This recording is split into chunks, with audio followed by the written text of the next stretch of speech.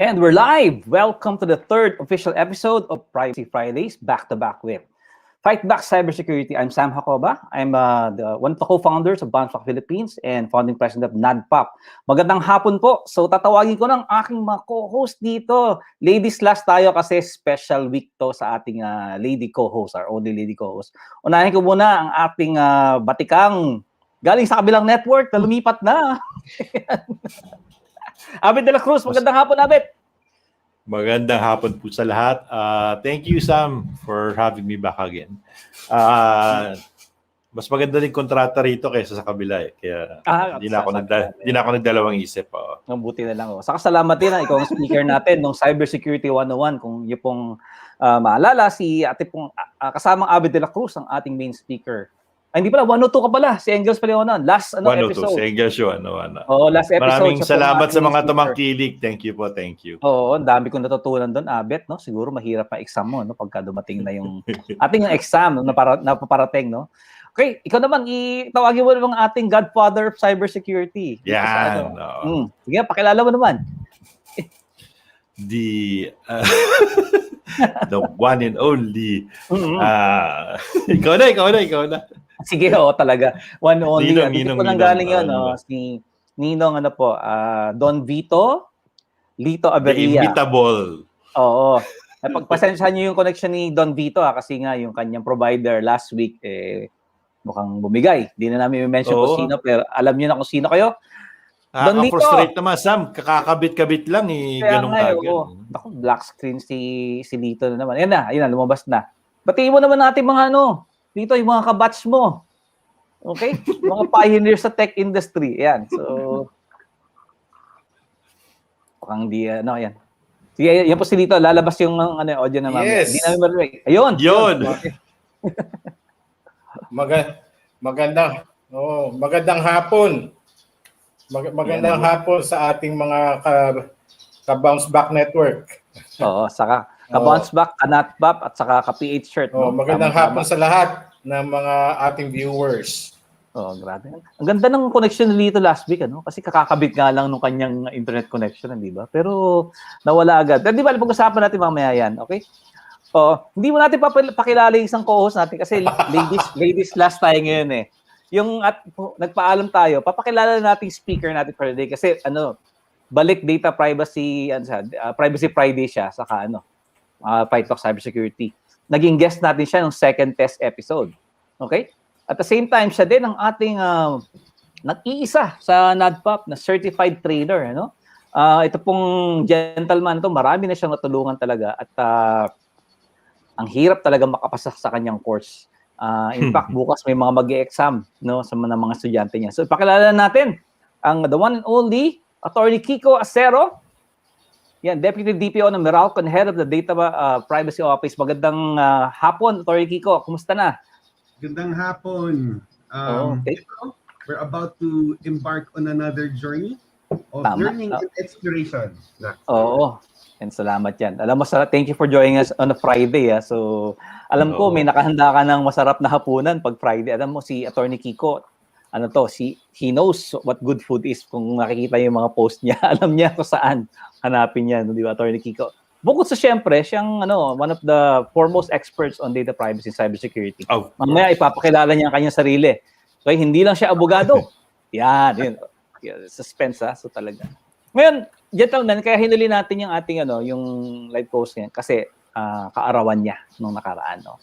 Pero bago yun, batiin natin si Titus Mandal, hindi makakarating ngayon kasi meron siyang engagement. Saka si Engels Antonio, ang co-host din natin and speaker of our Cybersecurity 101. Graduation ng anak pala niya ngayon, kaya hindi siya makakasama. Uy, congratulations. Virtual graduation, I suppose. No? Correct.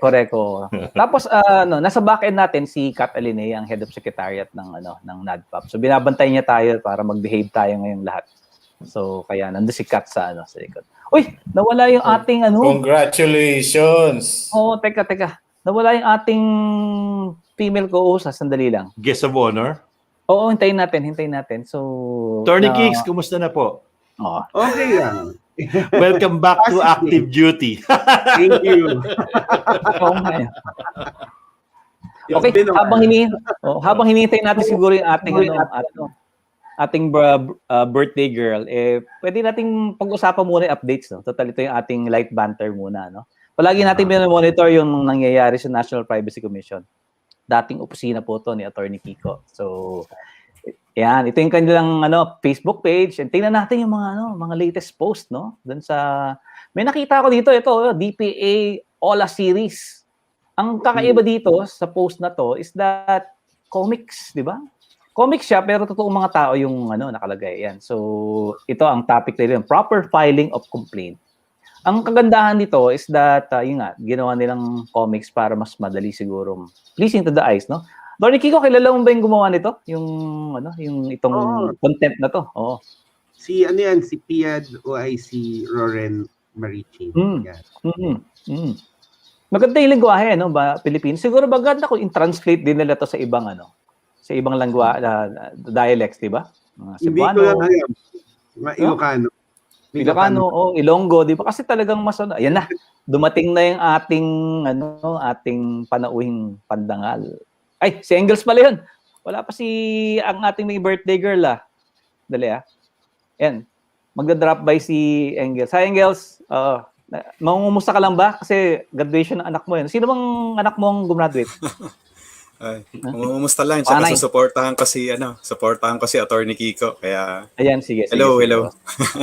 Ang ating pong speaker ng Cybersecurity 101, si ating kaibigan si Engels Antonio. Pinag-uusapan namin tong Engels, yung ating NPC Facebook page, no? Tinitingnan natin update sa NPC. Ito nga ang magandang learning material to ngayon. Kasi nga pagka nagbabasa ka lang ng text, di ba? Puro mabobore ka talaga. Ito at least may pictures, no? Sino itong mga talent na to? Atty. Kiko, kilala lang ba sila? Mga bago na yan. After my time. Oo. Kasi alam ko yung NPC talaga, when they organize an event or gumawa ng content, talagang they draw from local talent, di ba, Atty. Kicks? Yes. So, mga tagal mo yan. Oo. Events agency na, creative agency pa. So, talagang one-stop shop Ang minamaximize talaga ni Chairman Mon yung mga taga-NPC, Oo. Ayan, may videos sa kaliwa.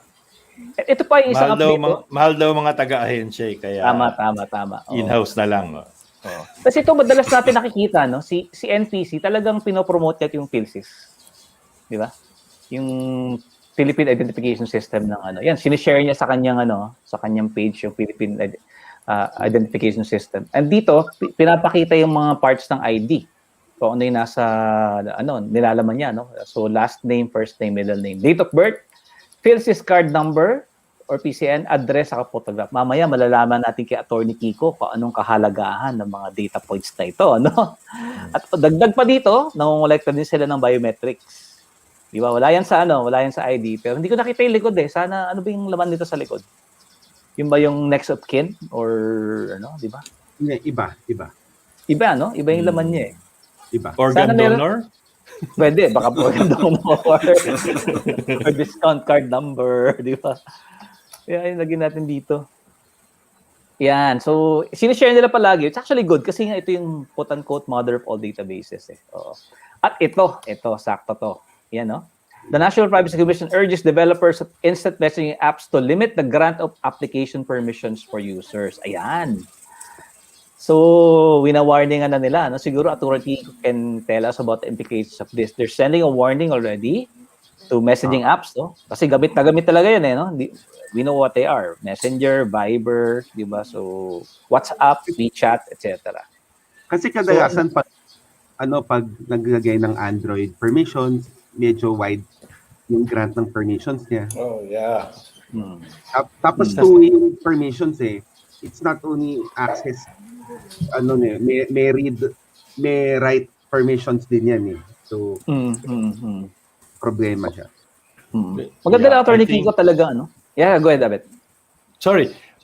Kasi they're taking advantage. Well, not really taking advantage, but kasi you can hide behind a legitimate reason Diba? Usually, pag present yun, most of the time, mga tao, pindot lang na pindot, yes lang ng yes. That's one. Two, sasabihin, for the sake of automation, this is a good example. Para hindi ka na mag-input ng verification code, di ba? Allow me access to your directory, allow me access to manage your calls, allow me access to your SMS. So, sarap, di ba? Hindi ko na kailangan buksan yung SMS ko, basahin ko yung code, i-input ko. Kasi automatic na. So, which if you look at the surface, yes, naman, no? Legitimate. And it adds a lot of convenience. Pero behind that, wala na. Binigyan mo na ng access doon sa other parts that you shouldn't even be getting. Engels, may comment ka ba rito? I mean, tama yun, no? Tsaka I guess on the other side, some developers actually find it easier to just ask for all permissions, no? Yeah. Ayaw nilang isa-isahin eh. Again, yan, sabi nga ni Abet, no? Security versus convenience talaga. So dapat maging diligent ang ating mga developers talaga. Ito, specifically, parang nilatag na ni NPC yung guidelines for messaging apps di ba? And I'm sure, meron na ba sila for software developers? Wala pa, no? Kasi meron tayong kilalang app na, di ba?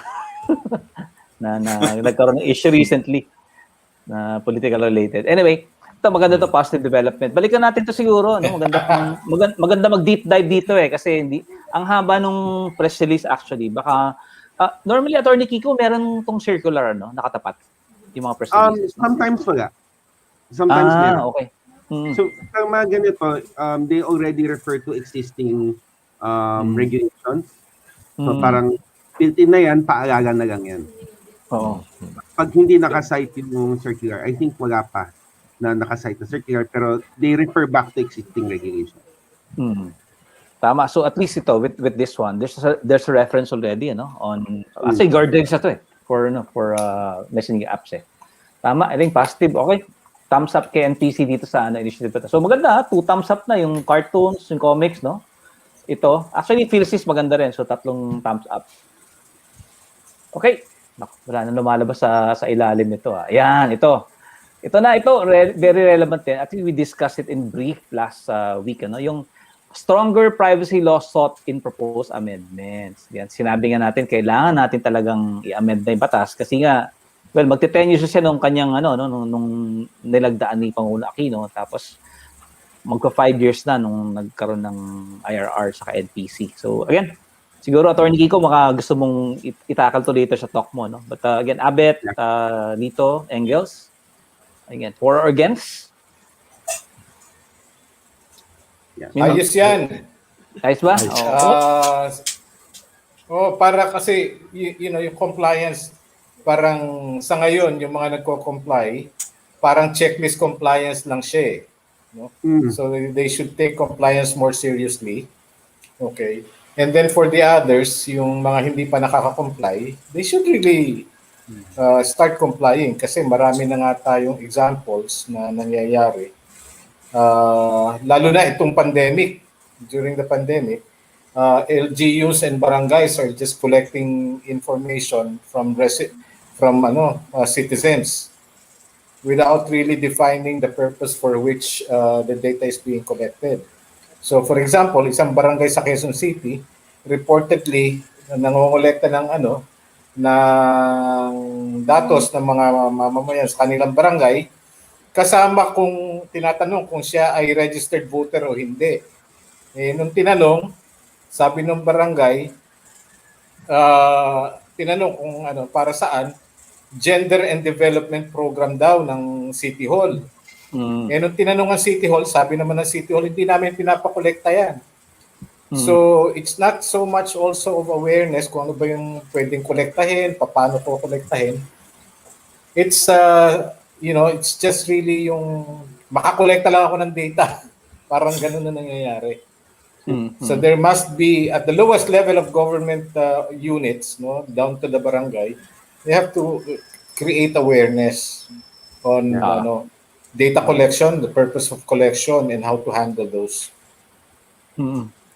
Yan, teka, ito. May comment dito, saktong-sakto sa sinabi mo. I think other than the software developer, the public needs to be educated about information that they share on social media. Hindi po lumalabas yung pangalan niya, pasensya na po kasi po you have to authorize StreamYard po para lumabas yung name niyo dito Okay? So, and bati lang natin, ito, again, Engels, our friends from ITMS, PSMU. Yes. Yan, from the Philippine National Police, magandang hapon po. Hello. Yan. And then, thank you for this topic. Sorry po, again, di lumalabas yung name niyo. Opo. At ito na, nawala ang ating panauhing pandangal. Actually, one of our co-hosts celebrated her birthday, Arnie Barcelo. Ito, greetings din, yan, no? Indeed, this is my new Friday PM Tambayan. Si Rich yata to, di ba? Angel, happy birthday, Ma'am Arnie. Again, on behalf of Privacy Fridays and FightBack Cybersecurity, okay, happy birthday to our co-host, Ms. Arnie Barcelo, also one of the co-founders of NADPOP. Okay? Sana makabalik siya yung connection niya. Dito, kapitbahay mo yata si Arnie. Kaya yung connection niya. Nagtagal eh. Oh. Again, sorry. So, who was giving the comment kanina? Ikaw ba, Abet or Engels? Gusto ko na batiin yung ating mga Facebook friends na nakalagin yan. Okay? So, again, welcome to, no? Tanong ko na, Atty. Kiko, nakita ko yung House version eh. Hindi ko nakita yung Senate version. Wala pang Senate version kasi there are some in the Senate that want to scale back data privacy. Na hadlang daw sa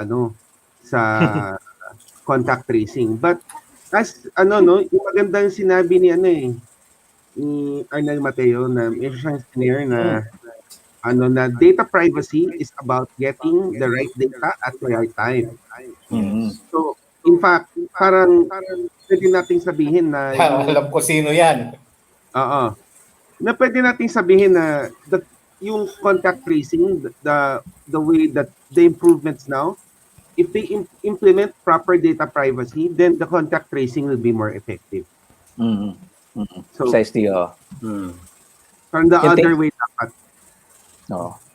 Yan, tama. So again, shout out kay Arnel Mateo, no? One of our awardees sa Datos Privados. So, 7 awards yata ang hinakot ni Arnel nung ating first Datos Privados Awards. So, I'm glad that, again, quotable quote, no? Pwede nating gamitin. Meron pa ba sa ilalim? I think meron pa, ito, last is the, actually, lumabas na to last week that, the NPC condoled with, Yan, okay, tapos na yung update natin, So, hopefully, makabalik nga si Arnie Barcelo dito sa show. Pero again, gentlemen, kung meron pa kayong comment kay Atty. Kicks, we'll let him again take us through Data Privacy 101. Again, for those of you who are listening, especially our MSMEs, this is really tailored for you. Atty. Kiko is going to take you through the Data Privacy Act, what you need to do and what is its impact to our businesses. At the same time, ito, paghandaan po natin kasi sinanpa, magkakaroon tayo dito ng exam. Okay? And you can get a digital badge dito. Imagine niyo, ang teacher niyo si Atty. Kiko Acero. So, mahirap check yung exam nito. Si Atty. Okay. So, without further ado, lalabas na muna kaming 4 Atty. Kicks. Magte-take notes kami. I-ready na muna natin yung isa-isa kaming mawawala. Okay? So, ladies and gentlemen, mga ka-BounceBack sa NADPOP at PH-CERT, we present to you Atty. Kiko Acero, will be sharing with you Data Privacy 101. All right. Hello. So now what we're going to do now is we're just going to do a quick summary. Normally, one of these things takes around 3 hours. But we'll try to get it done within the space of the program. All right. Ayan. So about me, I'm the head of the Data Privacy Office of MERALCO. Officially, I'm the Deputy Data Protection Officer. Before that, I was a Division Chief at the National Privacy Commission. I was head of the Complaints and Investigations Division and the Data Security and Technical Standards Division. So 1 foot both in law and 1 foot in tech. I'm a lawyer and I'm also a certified data privacy trainer for NADPOP. I'm the only one with the 4-star certification. Okay, let's get on with the show. So first of all, what we have to understand what data privacy is. And data privacy is the right to control the data of a natural persons that's being processed by entities in the control of that data. Why is it called data protection elsewhere? It's because data privacy is also the right to be protected from any abuse that's involved in the processing of that data. Now, if you look at the data privacy law, RA 10173 takes some time to talk about definitions and general provisions. So what do the terms mean? And it does that because data privacy is already, the terms are already terms of art, meaning that data privacy laws have been around for 60 years. So the first data privacy law came out in 1960, and this was in the German state of Hessen. And so that involves Frankfurt. So the economic powerhouse of the former Federal Republic of Germany was the first one to recognize. And from there, we get what we have today. And that gets reflected in sections 11 to 21. So there, where we talk about the rights of data subjects and obligations of personal information controllers and processors. Mahaba yung sections 25 to 27 about penalties, and we'll get to that later. And then we'll also talk about the new schedule of fines that's going to come out from the Privacy Commission. All right. So when we talk about data privacy in the Philippines, it's a lot different compared to what we have or what we're what I guess what the industry got used to, which is the American approach. The American approach is consent based.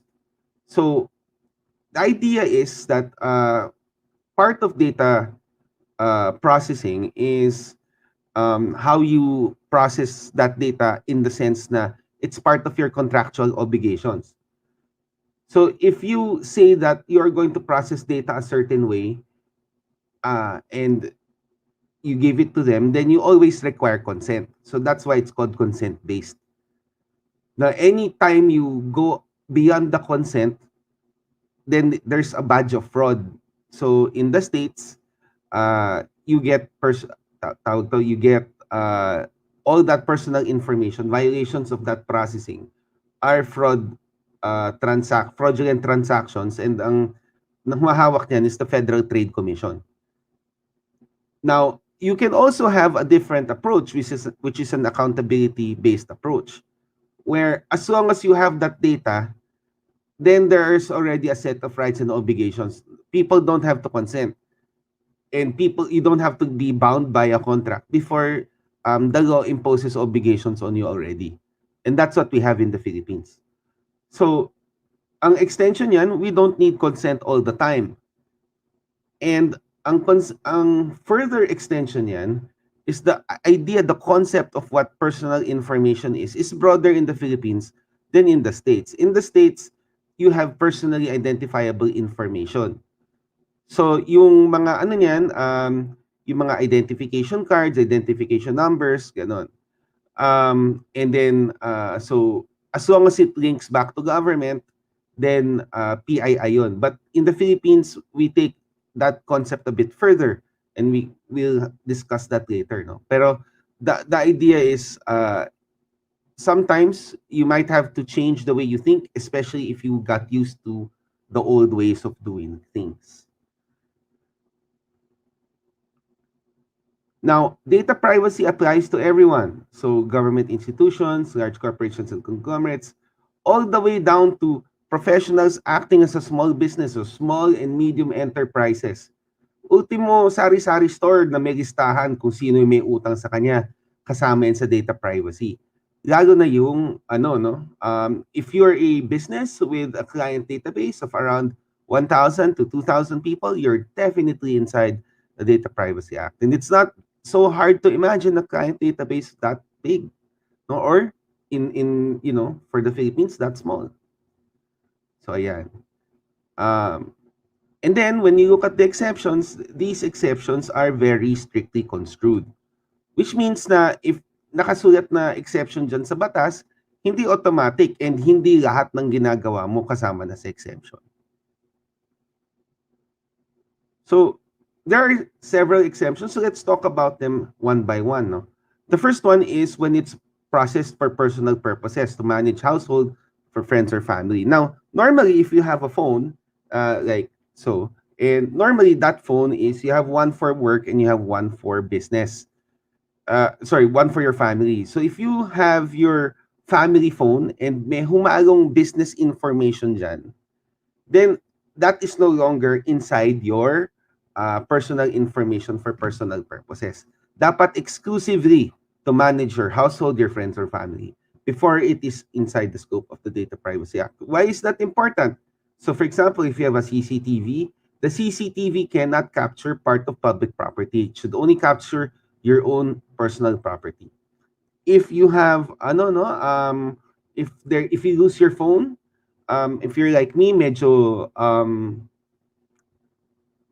puno yung pag-fill up mo ng information. So my personal phone has information on the birthdays and birth dates of my friends, so I can give an appropriate message, greeting, or gift. If that happens to my work phone, tapos may malware na nakalagay or nakunod, nawala siya, then there are different consequences. This may be something I might have to report to the National Privacy Commission. The next exception is when it relates to the public service or information about any individual. So, three kinds of individuals. First is an officer, an employee of the government, and the information relates to their functions. So that automatically is outside the scope of the coverage. Second, whether they're performing service under contract or government institution, for a government institution, and that information relates to the services performed. Note na in these two examples, yung exemption does not cover the family of the government official, except if the money involved there extends to that person, because information relating to any discretionary benefit of a financial nature made by the government to an individual. So, an example niyan is sa PCSO. I understand sa PCSO medyo discretionary ang yung bigay ng pera. So it doesn't may evaluation involved as to how much you can claim from PCSO. Not exactly claim, you can ask from PCSO for financial assistance when you have illness or some other medical emergency. Next, whether it's processed for journalistic, artistic, literary, or research purposes. So when the information no longer fits the journalistic purpose, so for example, the details, the personal information of a rape victim, insofar as it is immaterial to the story. So what are things that are immaterial to the story when it comes to the rape victim? What the rape victim was wearing, where the rape victim lives or resides, what the rape victim was doing to quote unquote entice the rapist. So those things are immaterial to the rape. What all that matters is the person was raped. So if there's any artistic, so if the character is in a Romana play, where you use real life events for a fictional story, or to use that person's image or likeness in a painting or artistic work. Do note then that sometimes the image and likeness of a person are that's subject of copyright. So or there are some intellectual property restrictions on the image and likeness of a person, then in such a situation, that is not going to be considered as something that affects data privacy rights, but it may still prohibit that work. And then when it's for research, this is interpreted to mean academic research. So that's not commercial research. So if there's marketing research involved, and you cannot claim that this is an exception to the Data Privacy Act. Okay. Next is when the information is necessary in order to carry out the functions of public authority or law enforcement and regulatory agencies of their constitutionally and statutorily mandated functions. Here, this restriction is very strict, and it does not cover any misuse or mishandling of the data itself, because that is not within the ambit of their constitutionally and statutorily mandated functions to use the data or to have that data escape into the wild. When the information relates to banks and other financial institutions under the jurisdiction of the Bangko Sentral, in order to comply with money laundering regulations. If the regulations from the Anti-Money Laundering Council affect financial institutions that are not under the jurisdiction of the Bangko Sentral, such as small time lenders, or yung lending apps which are under the control and supervision of the Securities and Exchange Commission, then that is not within the exception to data privacy. And then, if for those in call centers, no, or if you're processing information from the states, let's say you're processing medical information, then you're under HIPAA, so Health Insurance Portability and Accountability Act. Diba? That is going to be the law that governs your the data flow. However, that's only from foreign nationals. That because if even if it's a resident of a foreign jurisdiction, but the resident of a foreign jurisdiction is a Filipino citizen, then the Data Privacy Act will still apply. So even if so it's a Filipino citizen getting treatment in the States, Data Privacy Act applies and HIPAA also applies. So you can have multiple liability for one processing. So those are the 6 exceptions to the Data Privacy Act. And the Data Privacy Act really talks about data processing. So what is data processing? And data processing is any operation or set of operations performed on personal data throughout the data life cycle. So collection, storage, retrieval, modification, and destruction. And those things, no, collection, storage, retrieval, modification, and destruction, these point toward the data subject. So data subject is an individual whose information is being processed. In other jurisdictions, this involves corporations or entities or what we call juridical persons. These are quote-unquote persons that are created by operation of law. That does not apply for data privacy in the Philippines. That only applies to people like you and me. And the idea is that these persons do not experience physical suffering or sentiments such as wounded feelings, serious anxiety, mental anguish, or moral shock. So, because that is what you're trying to prevent, because you're trying to control the information that's being processed about you, you're trying to prevent it from abuse. So if the information that is abused is of a corporation and exclusively belongs to a corporation, where you cannot directly and certainly identify the person behind it, then that is outside the Data Privacy Act. So what, in relation to the data subject, you have personal information. And personal information is defined as information from which the identity of an individual is apparent or can be reasonably and directly ascertained. So if it's in front of you and within your reach, as it were, then all that matters is that you can relatively guess who it is. Now, if you have to cross a bridge, say enter a paywall or do something else or get information from a party that may be unwilling to share that information, but that information exists. If that information is complex, or in our local parlance, binangga mo yung data na yon, then you can still directly and certainly identify that individual, even though walang pangalan na nakasulat, then that is still personal information. So for example, there's a Facebook post that goes viral, tanggal lang yung pangalan ng tao.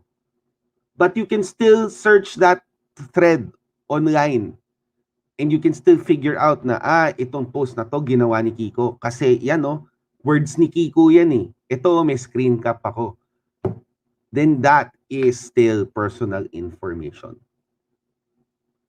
So the difference between personal information and personally identifiable information is that personally identifiable information, pag tinanggal mo lang yung pangalan ng tao, hindi na yan personally identifiable information. Kasi in and of itself, hindi mo na makikita kung sino yan. There's no indication that will tell you na you look here and then yan, makikita mo na kung sino yan. personal information, all that matters is that the information that you need to identify that person again is within your reach. So kahit, di ba, pag naghahanap tayo ng bagay na nawawala, parang tinuklaw ka na ng ahas, di mo pa nakita. So that is the standard of information that is within your reach, no? Na all it has to do is be there. And if someone else can do it and can piece it together, and identify who that person is in your data set, then that is still personal information. Now, there are 4 kinds of personal information that we consider as sensitive personal information. So not just because na it can cause damage, no, but these data fields are specifically recognized under the Data Privacy Act to be sensitive personal information. Other than that, that information is not going to be considered sensitive. So if you hear someone say, PII yan, and kasi may ganito, sensitive yan, that's probably someone who's talking out of their butt.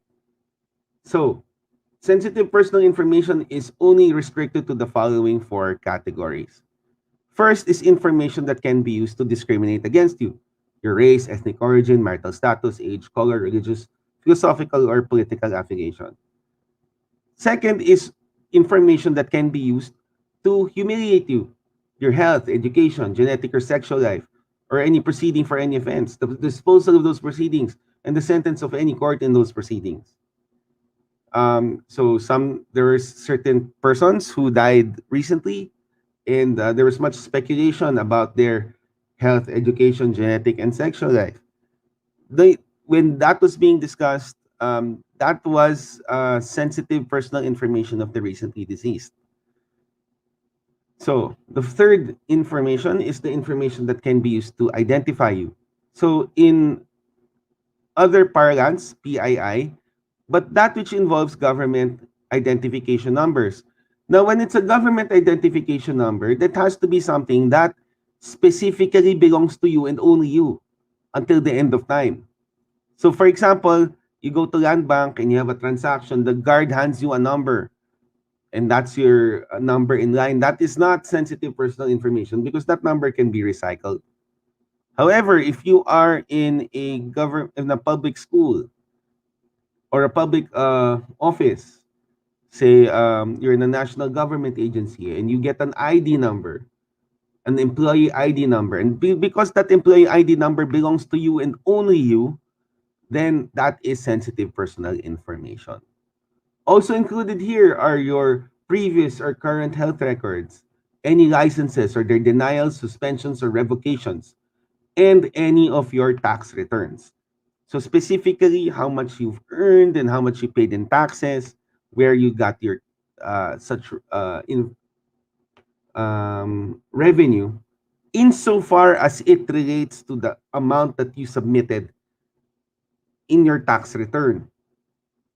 What does this mean? And we'll get to it means na a financial statement about you, even though it contains essentially the same information as a tax return, is not going to be considered as sensitive personal information.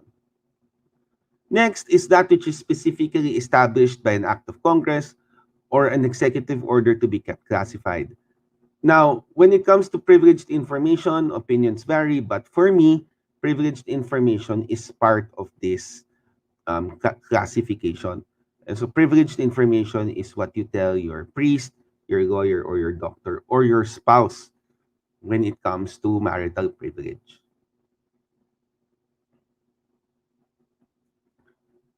Now, there's the law says that the responsibility falls upon the personal information controller.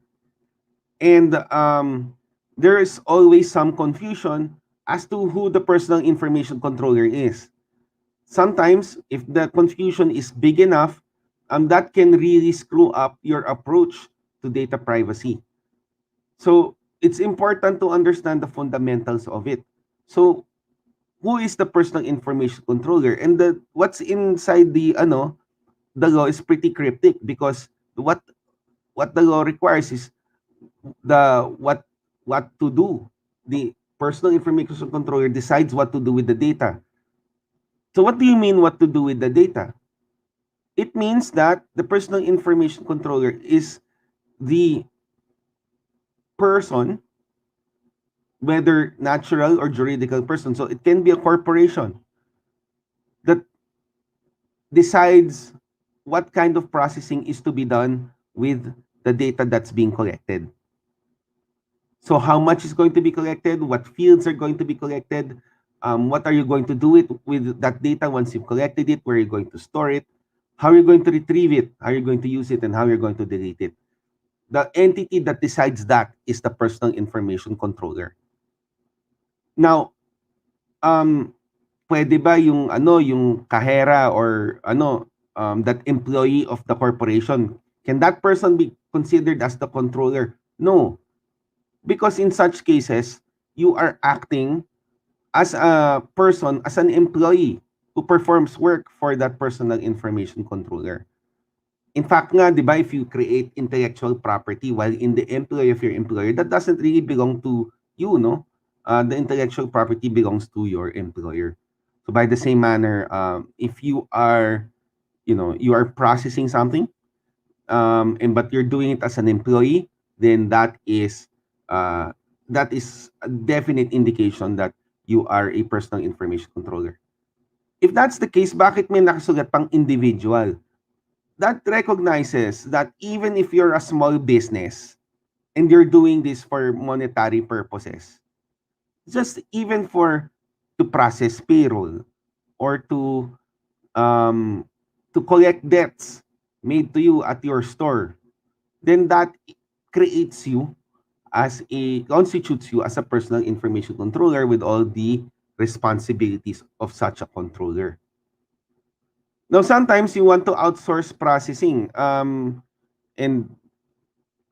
that's why we've become, that's been an engine for growth of our country for the past 10 years, because there are business process outsourcing.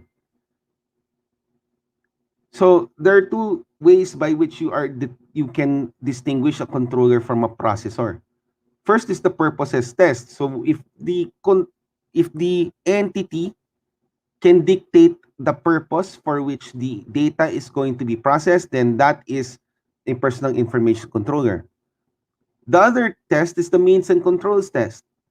So if the entity can dictate the means and the controls for the processing that's going to happen, then that party that does not have control over the means and controls for the processing is just a personal information processor.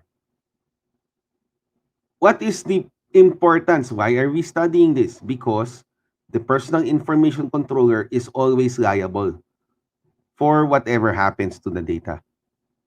Now, the trend in other countries is to remove the distinction between this, and I agree that will make for easier enforcement, but that requires a change in the law. And until the law is changed, we still have distinctions between a personal information controller and a personal information processor. Now, whether you're a controller or a processor or your government, you have to abide by the essential principles of data privacy, which are transparency, legitimate purpose, and proportionality. And these things are already terms of art, and we're 60 years behind on this already. So what does transparency mean? If it's such a term of art, how come, invento mo lang yan? Hindi ko yan invento po. It's, in the world of data privacy, these are already fixed terms. So transparency means that whatever data you're processing, you are clear to the person who is being processed, your data subject, about who, what, when, where, why, and how the data is being processed. So malinaw na malinaw yan, and you can explain it. So pag sinabing nasa na yung cheque ko for my services, hindi pwedeng sabihin, sir, pinaprocess na po. They have to be able to tell you kung kanino nakaprocess. Sir, sa nasa accounting, nasa desk ni ganyan. Siguro mga Tuesday pwede mo nang balikan, sir. that level of transparency is now the minimum that is required when we're talking about information processing. The second is legitimate purpose. And when it's legitimate purpose, it means several things. No? First is whenever you are processing it, you can't process it without it falling under the conditions of processing for legal processing. You can't also process it for discriminatory purposes and for purposes that you did not inform the data subject nandun sa transparency. Finally, whatever your purpose is, that is going to dictate how you're going to process it, what data you're going to collect, such that if it's outside the purpose, wala na. You cannot collect data and store it for some other day saying, baka sakali kailangan namin. And an overcollection on that part can now end up in fines that are very significant for your business. And finally, there's proportionality. And proportionality means that if you can't collect it, if you can't protect it, you don't collect it. It means data minimization.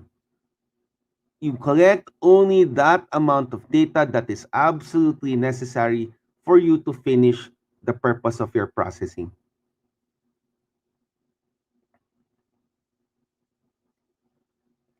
Now, there are 6 conditions for the processing of personal information, and consent is only the first part of it.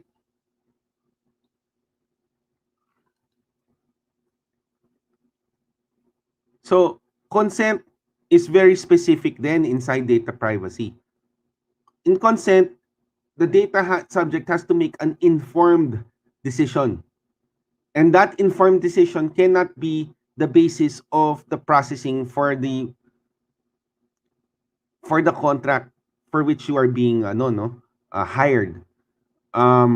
So you cannot say if you do not agree to this, we cannot help you. That's different. That's under the second condition for processing personal information.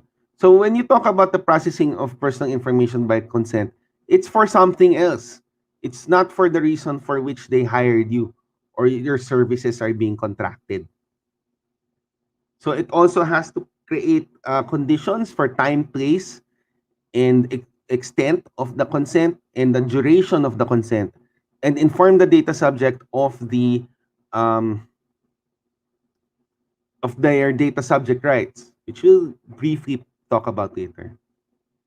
Second is if there's a contract or there are steps that are requested prior to entering into a contract. So papasok dyan sa HR pag nagba-background check ka ng empleyado before hiring them. That is there. If there's a legal obligation to which you are subject, the legal obligation can be from under the civil code, law, contract, quasi-contract, delict, or quasi-delict. Yan. Any of those sources can create an obligation for you to share personal information or to process personal information. So if that is the reason, then you do not need consent. But you have to be able to explain it that this is the reason. The fourth is there are vitally important interests of the data subject, meaning you're talking about a life and death situation. Fifth, there's a national emergency or for public order. Obviously, there is no time to collect consent for such information, and so that's okay. Finally, if there is a legitimate interest pursued by the personal information controller, that's not involved, so this is not included in the first in the second condition, so outside the contract, but it passes these 3 tests. First, the purpose test. Is this part of a legitimate purpose of the controller? So it can't be for discrimination, it can't be for racial profiling and so on, or age profiling or gender profiling. Yan, bawal yan. Necessity. Is the processing the least intrusive and of utmost necessity, meaning you will probably have to shut your business down if you don't do it. So what is included here? Any fraud mitigation technology is included here. So if there's fraud detection, fraud awareness, fraud restrictions, these are absolutely necessary, and then therefore they fit under here. Finally, there's a balancing test. Will the processing of this information result in the disclosure of information they would rather keep private because government might look at it? So yan ang 6 conditions for processing personal information. Now, pag sensitive personal information, it's more strict. Because when you talk about consent, the consent has to happen before the processing occurs. It's not just any legal obligation, it has to be a law or regulation. Although we'll talk about existing contractual obligations later. It's necessary to protect the life and health of the data subject or another person. And then there are 2 situations that are contemplated here. First is the data subject is not legally or physically able to express his or her consent. So you're talking about children, you're talking about persons who are acting through an agent or an attorney, in fact, or persons who are committed, whose legal capacity is diminished. Persons like Britney Spears at the moment. Or someone who's old and is under guardianship. Yan. Or if it's an ordinary person and that it's necessary to save that person's life, and that person is, the processing is to be done by a medical professional or institution. The caveat here is that when that is the case, the medical professional or institution must have their own data privacy plans in place. So if they're not data privacy compliant, hindi rin pwede. If it's necessary to achieve the lawful and non-commercial objectives of public organizations and their associations. Now wait, this one says that there's consent necessary prior to the processing anyway. So why is it here? So this is carved out as a special exception to consent, meaning that even if you consent to it, none of the sensitive personal information that is gathered or collected can be handed over to third persons. So if your local Kiwanis club collects your birthdays, your birth dates, not just your birthdays, your birth dates, and gives you a special cake every year for your birthday, they cannot tell that third person, that third party entity, what your birthday is, their birth date is. So they cannot create happy 60th birthday, Kiko. Walang ganon. They can just tell the bake shop to give you a happy birthday. Now, the final condition for processing sensitive personal information is when it's needed to protect yourself or society. So first is when that's brought out in court and the court says you have to do it, then you have to do it. Second, when it's necessary for the establishment, exercise, or defense of legal claims. Now that can be broadly interpreted to mean that if you don't process it according to your contract, then you will get sued. Ayan. Pwede na siya dyan. Establishment, exercise, or defense of legal claims. It is not necessary that it graduates to a court proceeding or magsusulatan kayo ng demandahan. Finally, is when it is provided to government or public authority. And when it is provided to government or public authority, it nonetheless has to comply with Circular Number 16-01, which talks about processing of personal information in government institutions.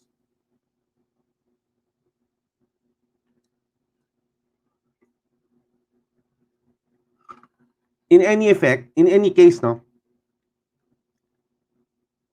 that processing must still respect data subject rights. There are 8. And when you see this in the terminal of your ATMs, it can be quite confusing because what are these 8? I know that they're there, but it's not clear. The right to be informed means that it dovetails into transparency, no? Because the right to be informed means that you have the ability to learn about how your data is going to be processed before it gets processed. For that reason, you have a consent form or a privacy notice that is given to you just before your data is processed into a data processing system. Second, you have the right to object, meaning that if your information was processed because of consent or because of another legitimate purpose, then you can object and say na, I don't want to be included there. The right to access means that you have the right to know and demand knowledge of whether your information is being processed and to get within a reasonable period of time all the information that is being processed about you. Now, if there are errors in the information that is being processed about you, you have the right to correct or rectify that information. Now, if your data subject rights are not respected, or there is information that is derogatory or libelous about you, or that puts you in a bad light, if there is no, if that information no longer accurately represents who you are, and you've changed and hindi na ikaw yun, then you can get that information stricken out under the right to block or remove. Under the right to data portability, anytime that information is given to you, you should be able to use it. And you should be able to demand that information if you're going to go to a competitor, because that only talks about your basic information necessary to recognize who you are. Next is the right to be indemnified. So if there's a data breach or there's a violation of any data subject rights, or your information was processed in an erroneous way, you have the right to get damages for that. And finally, there's a right to file a complaint. You cannot be restricted in your right to file a complaint. You cannot be made to execute a waiver. And the reason is because the Data Privacy Act has criminal penalties. And a waiver is tantamount to the future waiver of criminal liability, which is not allowed under Philippine law. Ayan. So that's just one side of it. So if you're a data protection officer or DPO, you need to be aware of cybersecurity. Cybersecurity is something that should be on your horizon. It should be something you're well versed at. And that's something that is, especially as you undergo digital transformation, you should be able to understand security by design and privacy by design. Ayan. Fortunately, the NPC has a 5-step road to compliance. So the first part is you need to commit to comply. That's the most important thing. If you say I will comply but you don't commit, wala rin. And you get that commitment by appointing a data protection officer. So later we'll be talking about how you can select your data protection officer. You have to know your risks. You have to be able to conduct a privacy impact assessment. You have to be able to write your plan. So you have to put it inside your company's documentation. And once it's inside your company's documentation, you have to implement it. Dito sa Pilipinas, we have such a big gap between planning and execution. Data privacy is not just measured by the amount of planning that's going to be considered. But if your execution is crap, wala rin. Baliwala lahat ng ginawa mo. You still get your fine. You still go to prison. So finally, because you want to, you cannot avoid the data breach. But you can prepare for it such that when it happens, then you minimize your exposure.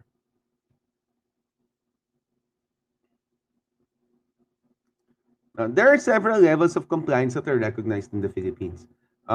This is separate from the privacy maturity model. A privacy maturity model assumes that you're already starting with compliance. But in the Philippines, many institutions still are deliberately non-compliant.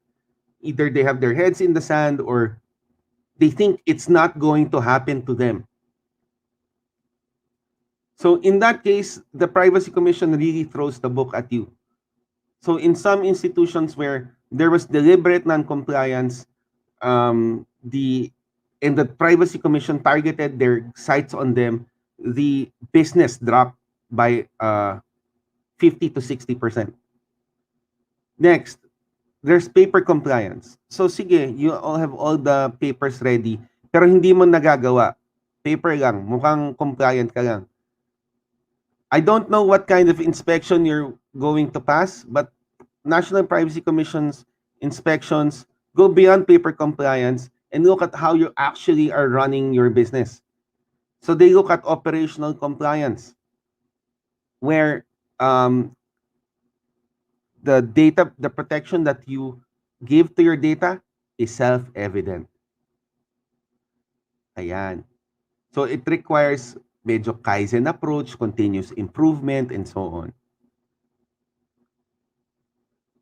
Your DPO must have specialized knowledge and demonstrable reliability.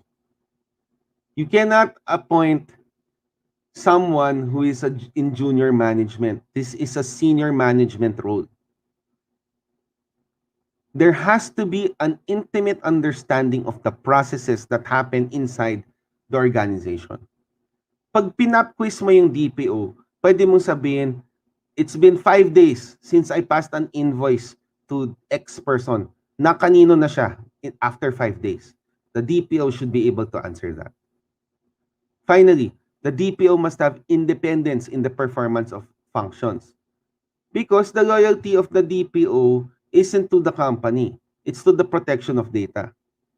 But then, the DPO should help you find solutions. Hindi lang siya taga-sita. They're there to help you guide your way through the morass that is data privacy regulation. Now, if you have extra duties that you want to put on the DPO, that's fine. But the DPO cannot handle any data system because then there will be a conflict of interest. What is the handling of a data system? So definitely cannot be legal, cannot be IT, cannot be HR. Son of boss, pwede. But if they are IT, legal, or HR, and they double hat, that's their function, hindi pwede. There will be conflicts of interest and there will be gaps that you cannot see. Now, sometimes, if you fall under these categories, mandatory registration is required. If you have at least 250 employees or greater than 1,000 records with sensitive personal information.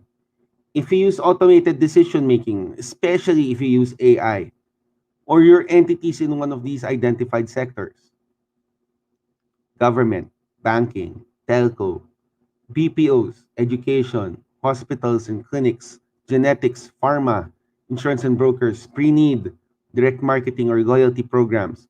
If you have any processing that falls within these sectors, then you are supposed to register your data processing system with the National Privacy Commission. If you don't, you could get problems. You can get compliance and enforcement orders. There can be cease and desist orders. There can be temporary or permanent bans on your processing, or you can be forced to pay fines. And how would the NPC find out? Because the NPC can give compliance checks. Those compliance checks can come in the form of a privacy sweep, a document submission, or on-site visit. They are not dependent of one another. You can have independence in any of those modes of compliance checks. So you cannot object to an on-site visit by saying you did not even consider a privacy sweep or document submission. So obviously, the on-site visit will require a privacy sweep and document submission anyway. So let's go look at what they are. Privacy sweep just looks at your touch points. Data privacy, if you're not compliant, it's obvious. It's painfully obvious, especially if you know what you're looking for.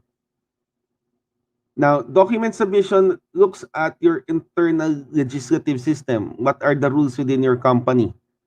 Did you put forward those rules? Did you enact disciplinary proceedings against those who violated? Do you have enough documentation to look at your security incidents and data breaches? And then your on-site visit, nakakalat-kalat lang ba yung papel? Do you practice clean tables at the end of the business day? The second pillar of compliance is you have to understand what the risks posed by the processing are. So to determine what the risks posed by the processing are, then you need to understand how to conduct a gap analysis. When you do a gap analysis, you look for gaps. Malamang, gap analysis nga eh. But what is a gap when there's a violation of a data privacy principle? When your measures are inadequate to safeguard confidentiality, integrity, or availability of the personal data. Confidentiality is that the data goes to the person who's supposed to go. Integrity is the data is accurate, and availability is the data is there. Or there are undue restrictions on the exercise of data subject rights. There are times na dapat nirelease mo yung data, hindi mo nirelease. Sabi mo, natatakot ka sa data privacy. But if sa sobrang takot mo, hindi ka gumalaw, you can still end up with a big fine. So ano pala ngayon, i-release ko ba o hindi? You have to be aware of when you should release and when you should not release. Hindi pwedeng tatamad-tamad and you can't get a simple answer all the time. How do you know if your measures are adequate to safeguard confidentiality, integrity, or availability of personal data? You undergo vulnerability assessment and penetration testing. Sir Lito and Sir Engels and Sir Abet, they can talk about VAPTs all day, and we can do that after in our Q&A, how you can do that. But what's more important is that you are able to, it's not just the threats inside and outside, but the inside from incompetence. So you need to undergo stress testing. What happens if you have a surge of BTS fans that come to your BTS promo? Kaya ba ng system mo yan? Pag hindi na kayanan ng system mo yan, lagot ka rin. Finally, you evaluate the likelihood of the risk. How much data are you processing? What is the impact of that harm? Pag nakalabas ba yung data na yan, patay ka.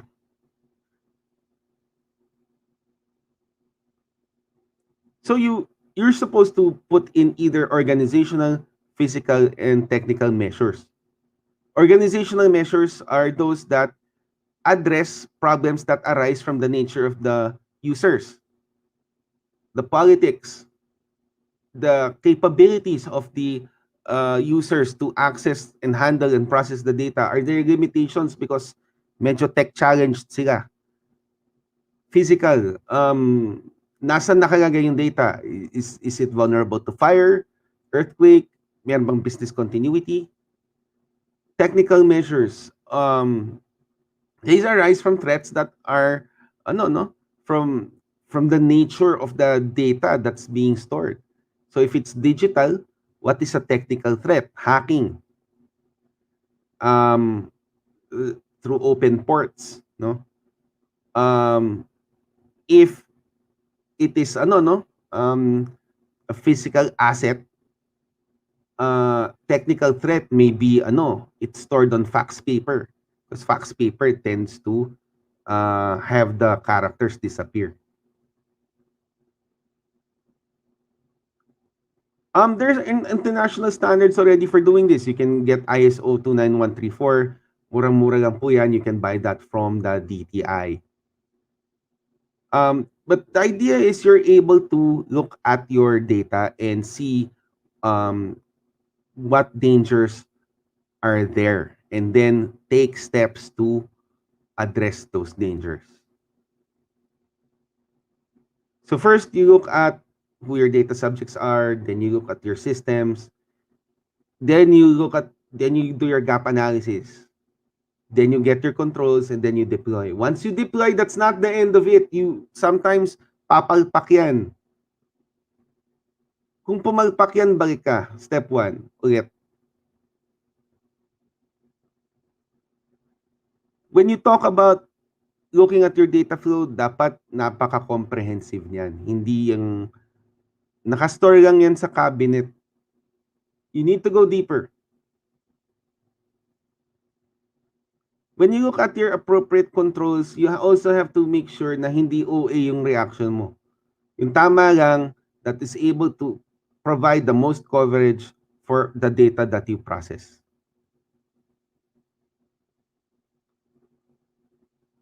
Then you look at your contracts and your documentation. Whenever data is being processed, there should always be some paper that says either a contract or a policy that says that this is how it's going to happen. Then once you've changed yourself, you can change others. And part of the requirements now for full compliance with data privacy is that you require your third parties that deal with you to also be compliant with data privacy. Ayan. Not only should you look at your contracts with third parties, but also your documentation internally. So once you've done that, then you can reevaluate after a year whether you should do it all again. So what happens if you do nothing? There are fines for the institution and imprisonment for those personally responsible. So yan, the proposed fines and penalties, and this is going to take effect this quarter. If you fail any of the general privacy principles, transparency, legitimate purpose, proportionality, 1 to 5% of the annual gross income for the previous year. If you have improper consent, even though you are processing it anyway properly, it's still 1 to 5% of your annual gross income for the previous year. If there's any violation of any of the data subject rights, 1 to 5% of the annual gross income for the previous year. If you do not check your third parties or you do not check your outsourcing and make sure that they also comply with data privacy, 0.5 to 3% of the annual gross income for the previous year. If you pass it to a third party and you fail to ensure that the third party has adequate either cybersecurity or physical security, 0.5 to 3% of the annual gross income for the previous year. If you fail to report a data breach, and there are some instances where you're supposed to report a data breach, I'll not discuss it now. It is a separate 3-hour discussion in and of itself. That is 0.5 to 3% of the annual gross income. You don't register when you're supposed to register, as we discussed earlier, 50,000 to 100,000. And if you don't comply with any commission order, there's up to 50,000 peso fine. And if that creates another problem with any other infraction, then that is going to go on top of that.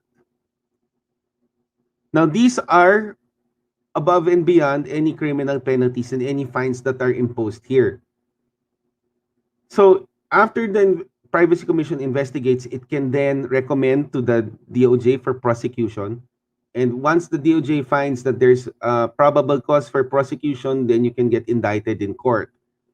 And upon conviction in court, you can get these criminal penalties. And these criminal penalties are cumulative. So for a data breach that was improperly handled, you can expect to get up to 18 years, 17 to 18 years, depending on how bad you screwed up.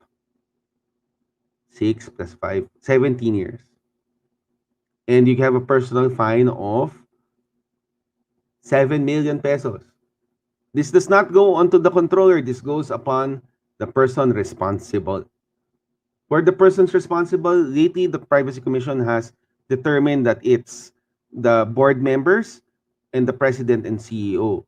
If they pay attention to data privacy and this was some middle management mistake, na hindi nagkulang, may DPO lahat. Hindi nagkulang sa pag-ano, but the middle management is makulit. and they insist on taking risky courses of action, this goes to middle management. It does not reduce the fine that is on the individual. So 7 million pesos personal pocket mo plus 17 years imprisonment. Is that fair? Ikaw na ngang nahack, tapos ikaw pa rin ang sisisihin? Yes, it is, because the Data Privacy Act looks at the controller, the people who are supposed to be responsible for handling the data. Okay? If there are more than 100 people involved, then you get the maximum penalty. It's not true that it only applies to 100 people pataas. The 100 person limit is whether it is on mass scale. So again, depending on the gravity of the offense or the negligence that is attendant, even if this is one person whose information was exposed, you can still get, in theory, imprisonment for up to 17 years and 7 million pesos. Is there anyone that has been indicted on this already? Yes. For Comelec, the other cases are still in court.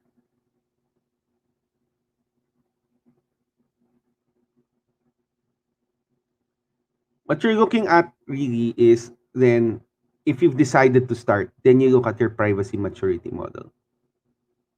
When you get to define that is the, you can get further certifications, but that is the bare minimum to be considered as compliant with privacy laws. Because the capabilities are standardized across the organization and formally documented. Now, true operational compliance means you are at optimized, where you have regular review and feedback, and you have continuous improvement of processes. Okay, so that's it. Thank you for listening to my TED Talk. That's been more than an hour. Thanks, Sam. Thank you, Atty. Kicks. Nakamute pa si Sam. Mute pa. Nakamute pala ako, Abet. Thank you. Salamat, Atty. Kiko. Akala ko narinig ko yung sarili ko di ba? So, yan. Andito ng ating birthday girl.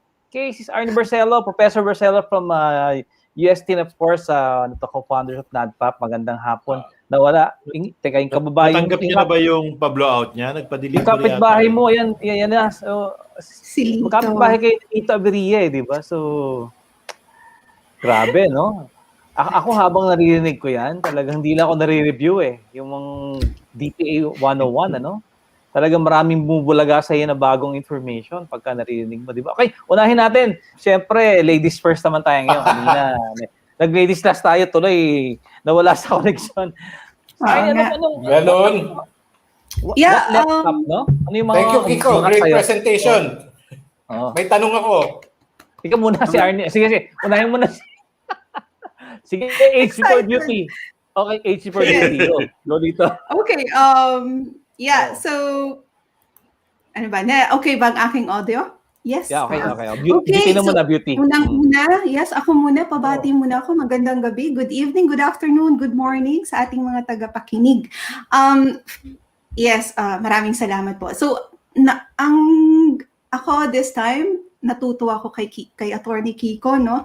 Nakikinig talaga ako. I am taking down notes. Bakit sa amin ba nagkakape ka lang? Cybersecurity. Ako naghang si Arnie, Yun. Mamaya marami pa lang tanong si Arnie, naghang na naman. Lito, ikaw. Sige, kanina may tanong ka para... Ako, naghang din. Talaga. Magkapit-bahay talaga sila dalawa. So, yan na. Bumalik. Anyway, unang-una sa mga nakikinig, we are making it accessible for you. We are making it convenient for you. Makinig kayo sa Privacy Fridays at FightBack Cybersecurity. Ang ganda ng mga lessons. We are making it talaga sa inyo, no, sa mga nakikinig, kasi ayaw namin na you don't know what to do at natatakot lang kayo, no? So you have to be informed, and we are creating po a culture of privacy. So sana lagi silang nakikinig. So ako, marami akong natutunan personally. You made it simple, Attorney Kiko, na lahat ay may intindihan. So thank you for that. So marami din akong questions, pero gusto ko si Lito na ang mauna. Ako, nawala na si Lito. Ikaw na. Beauty. Nawala yung age. So, yeah. Ako na lang muna, no? So, kasi may mga questions yung mga friends natin dito. First, dun sa mandatory rules or conditions for compliance. And ba yun or? One, at least Or. 250 employees. Or. Okay. Or. So, or po yun. Mm. Pwedeng isa ka lang pero libo-libo yung data mo, kasama ka. Correct. So clear yun. Kailangan magparehistro ka sa National Privacy Commission if you have 250 employees or if you have 1,000 sensitive personal information sa database mo, di ba? So, Cut natin doon. Yan. i-ano mo ka, Attorney Kiko? I-add ko sa stream? Yan. Ayan. Or yan, or. Yeah, thank you. I'm good. Tapos yung 1,000 records with SPI yan, those are records that you currently have. Hindi lang active. Minsan kasi may inactive records, tapos tinabi mo lang. Dapat yan. As long as you have it in your control. Ayan. Yung mga resume na pinasa sa'yo, pero nasa iyo pa rin. Kahit hindi mo hinire. Oo. Hanggang di mo na-dispose. Yan. Ayan, marami tayong MSMEs na nakikinig na Attorney Kiko. Ito. Yung automated decision making. Can you elaborate on that?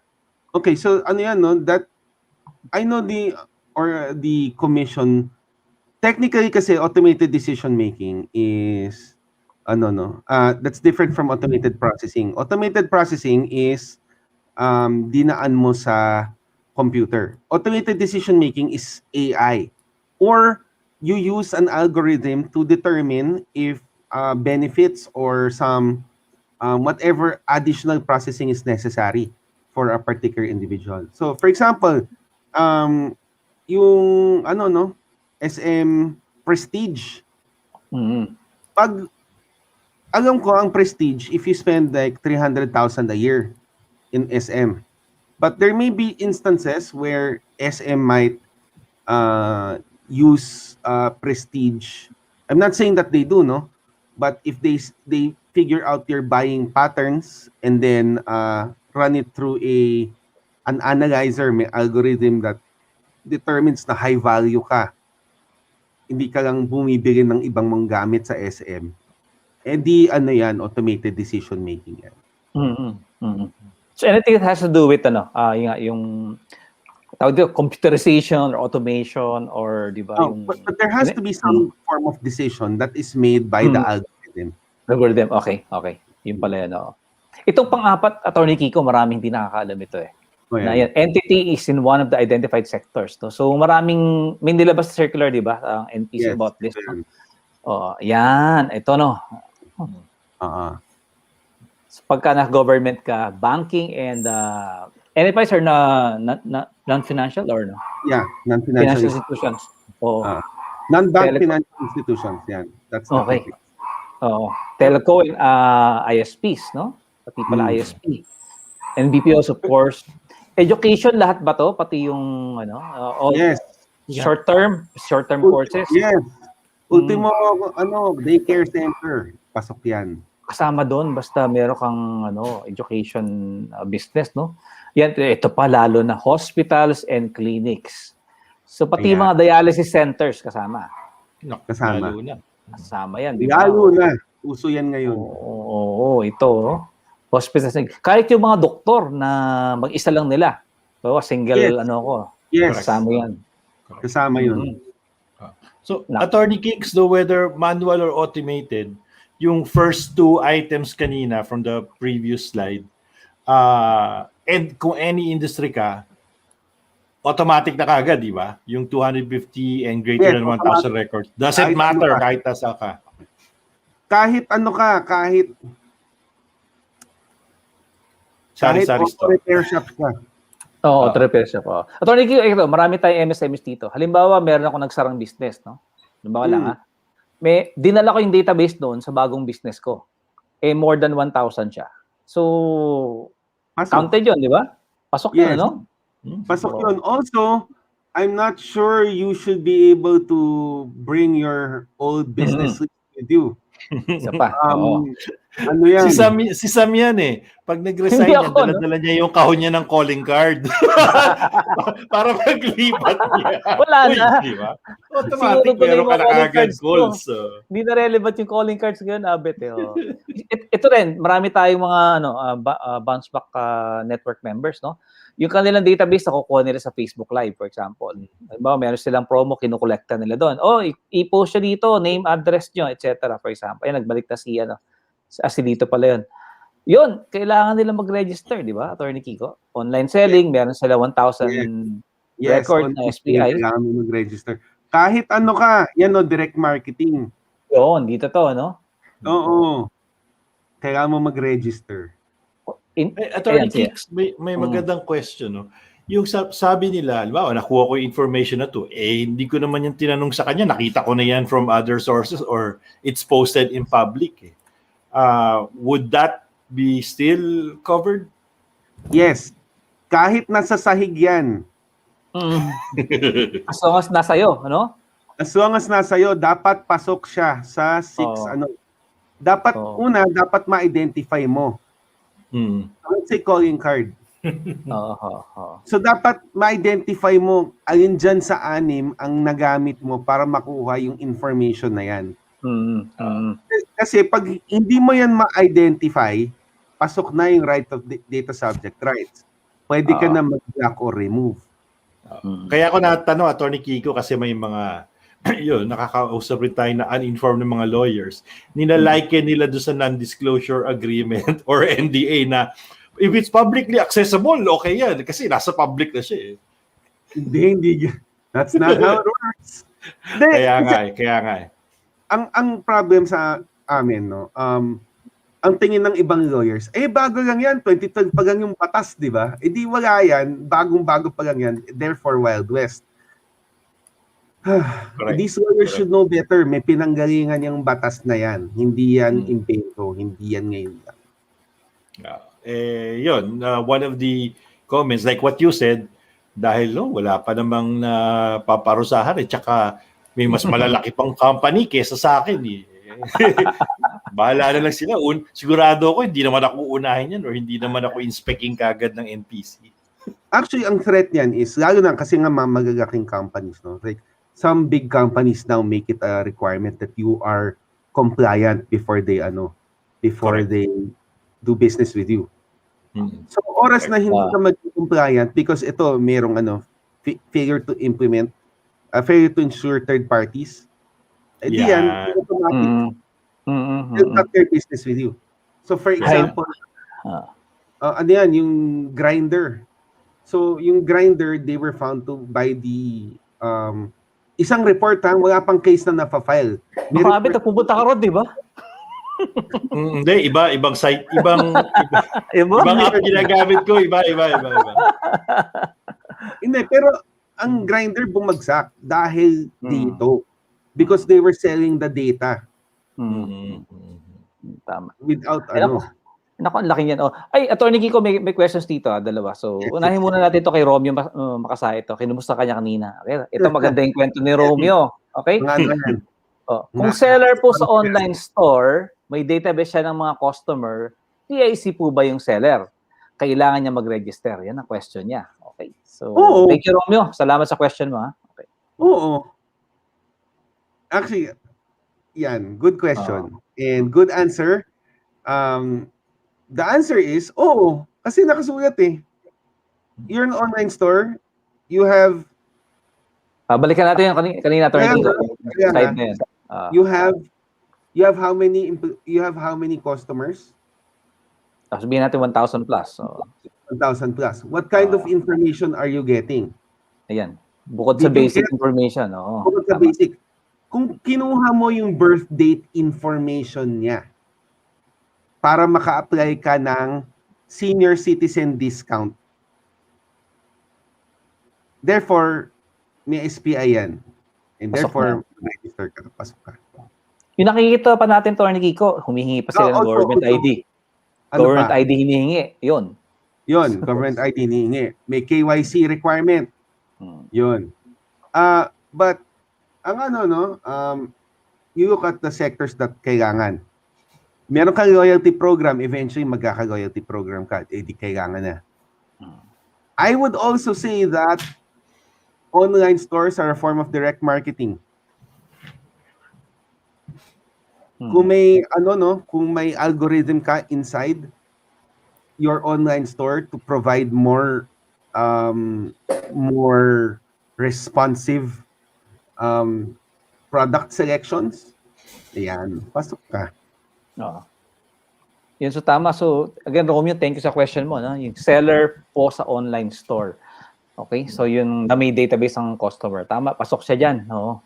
Ano yung common to means marami tayo ngayon sa BounceBack nasa direct marketing. Actually, selling goods and Okay. services online. One more, Nandun no? talaga. If you're a seller in an online store, yeah, that doesn't stop you from creating loyalty programs of your own.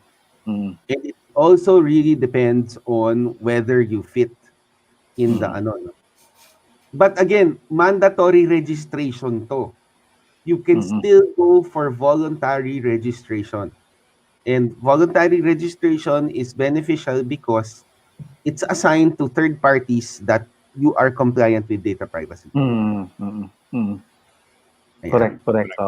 Ayan po. So mga ka-BounceBack at ka-NADPOP, mag-voluntary registration na po tayo. Bukas na po. Actually, hindi pa yung online, pero nagpunta kayo sa Facebook page ng National Privacy Commission, meron silang isang post doon on how to register. Madali lang po siya. Ito, isang tanong po. Atty. Kiko, ayan, our government agencies automatically registered. Yung word siguro automatically registered. No. But they have to register, di ba? Based on They have to register. Kasi kasama sa registration kung sino yung DPO ninyo. In your government agency. Yan, tama. Yan, follow-up question ko yun. Bakit kailangan malaman ng NPC kung sino ang DPO or Data Protection Officer ng isang kumpanya? Yan. Ayan. Kasi pag may nangyari, si DPO ang first point of contact. Yan.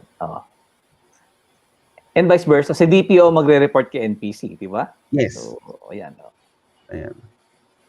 So, Atty. Kiko, kung halimbawa one-person company lang ako or one-person operation, automatically, ako na yung DPO ng kumpanya. Automatic. Ikaw na. Okay. Ganun. Sakto yun. So, marami tayong mga ka-BounceBack na one-person operation. O kaya kung husband and wife kayo, i-nominate yung misis nyo siguro yung DPO. Well, depende or vice versa. Ito, may follow-up sa question do sa DPO. Sige. Okay. Marami kasi natatakot na ma-appoint ng DPO because of the fines and penalties. Ang kasi so how should companies rationalize or explain? The DPO is the last person to be prosecuted. Diba? Yun yung challenge ng sa management appointing DPOs kasi nakakatakot nga yung fines and penalties. The answer is the DPO is the last person to be prosecuted. Number okay, one. Matakot. Ayan. Okay. Number two, ang demand ng DPO... Ang sinasabi ko is if nag-due diligence ang DPO. It takes a lot. Kasi ano bang ginagawa mo as DPO? Ibig sabihin, wala kang ginawa as DPO. Pag wala kang ginawa as DPO, failure yun ng management to provide you with the tools. Failure yan ng management to make sure that you knew what your job is. Di management pa rin yan. in some of the institutions na recently na dedo sa NPC, may DPO yung mga yun. Hindi chinarge yung DPO. Kasi nga, hindi siniportahan ng Hindi management. sinuportahan. Exactly. Oo. Yan ito, merong mga 700 open positions sa Pilipinas ng data protection officer. So, Yan. mataas ang demand sa DPOs ngayon. Oo. Itong may magandang question tayo. Oo. Okay. Magandang question to. Yan. Hi, I'm with HR. Yan, si Amy siguro, baka Anto, no? For right to block or remove, can an employee request to have negative employment record? Like such as a wall, disciplinary action removed. This is for employment checks with former employers. Ayan, paborito nating business unit ng HR, di ba? So, yan. Atty. Kiko. Ayan. Ilang taon na yan? Years of yung record, no? Gano'ng katagal mo yung record? Kung yung employee ay nung frequent absentee siya at lagi siyang late, 18 years old naman siya noon, tapos ngayon medyo 35 na siya. Eh, pwede nang pabura yan. Yan ang habol yan eh. Oo. Saka baka nagbago na, di ba? Meaning, exactly. Hindi na siya petiks-petiks ngayon kasi nag-mature na siguro yan. No? Definitely. So, pero walang standard na pinapose ang NPC sa HR. Correct. Dole ba meron? Dole, may opinion ba sila sa mga ganyan records? Wala. Pupunta tayo dyan doon sa question ng ano ba ang tamang retention period for a particular personal record? Kasi di ba, kanya-kanyang retention period yan eh. Hindi kailangan kung ano yan, habang buhay, kailangan di ko burahin yan kasi pag humingi ng certificate of employment, dapat may record ako. So, that's the usual question they always have eh. So, hanggang kailan ko ba ito pwedeng itago? For as long as yung sagot mo dyan is baka kailangan natin in the future, ibig sabihin hindi mo na yan kailangan. So Atty. Kiko, ang ganda ng case study na ito actually, di ba? So, ito yung employee magre-request eh. So, yes, exactly. Which means susulatan niya formally and then i-exercise niya yung right to block or remove. Di ba? Yes. Sabihin niya, my former employer, can you block my records 5 years ago? Where I was parang summarily dismissed because of my unexcused absences. So ano yung magiging response kayo ng HR company, di ba? Or sabihin niya, I'm requesting this so that my current job prospects will not look at my negative records. Parang ganun, di ba? Ganun yung process normally. May ganun. But there has to be some period of time na nakalipas. Na pwede niyang sabihin na I was employed with my current employer for 4 years. So wala namang derogatory report. Nagbagong buhay na ako. Hindi na ako ganun. So pwede naman. Oo. Pero pwede pa rin mag-insist sila na, di ba? Like, siguro HR na to, let me interview your current employer now and see if you have already diligent. Okay? So Ma'am Ann, ito yun ang sagot siguro. No? Again, case-to-case basis din yan. Yun ang lumalabas sa sagot dito. But use compassion. Okay? Tingin ko yun ang key doon di ba? Na if you were in the shoes of that person, what will you do? Di ba? Ano yung gagawin mo?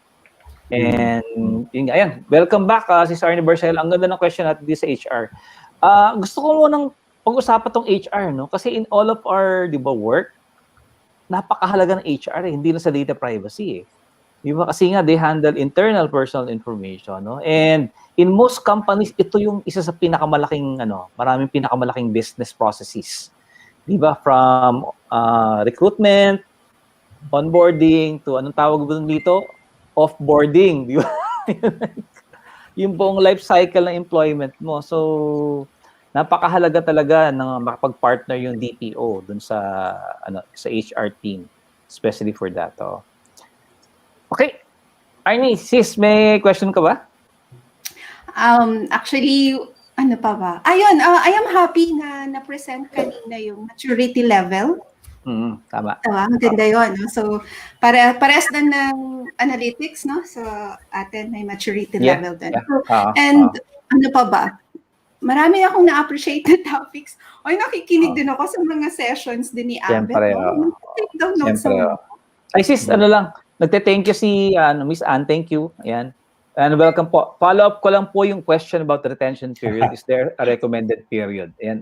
So, Yes.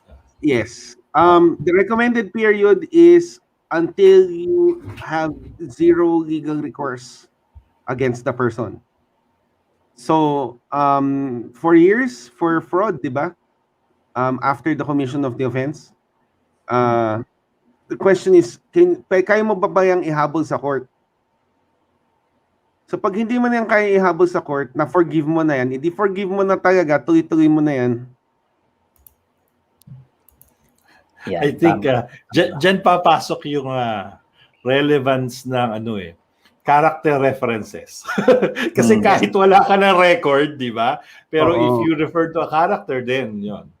It's forever stored in one's memory. Yes. Kasi character is forever eh.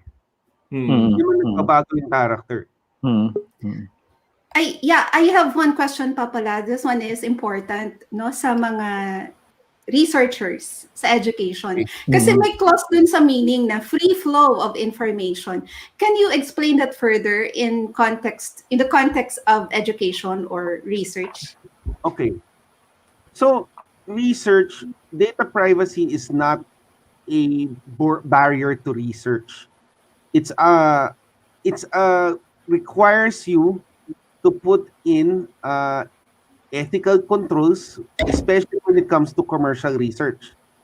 But when it comes to academic research, lalo na, it is a reminder that you have to strictly abide by the tenets of your ethics. Was your research ethical? Did your research abide by the standards that are required in your academic pursuit? Ngayon, kung petiks ang research mo, magamang, there might be some problem with your data privacy. Again, data privacy is the right people, the right information at the right time. You do not, you fail that, yun eh. So question ko, yung mga research firms ba kasama sila sa academic, Attorney Kiko, sa mandatory reporting? It depends. Depende, no? So hindi. Oo, it depends. Is it something that they're doing because the research has some commercial application later? It depends then. Is it the direct commercial application or is it just parang one of those Malcolm Gladwell economics researches? Pag economics research, di syempre pwede yun. Pero pag direct marketing for a Pepsi taste challenge, iba yun. Pero direct marketing yun, ano? Nasa academic kasi si Arnie Barcelo. So, again, ito baka marami pang schools na hindi pa nag-re-register, no? So, mandatory registration pala if you're an academic institution or a learning institution, no? So, kailangan mag-register na talaga. Kaya yan. May question ako nga pala. Well, okay. I think it's more of a question. Well, firstly, the InfoSec people are very happy about the Data Privacy Act kasi indirectly, di ba? Konting kembot na lang. Idamay mo na lahat ng information. Doon talaga gastos ka na para sa personal information, di ba? Correct. So it's really, a welcome thing for InfoSec people. Now, the second is, you can really see the symbiosis between the two, di ba?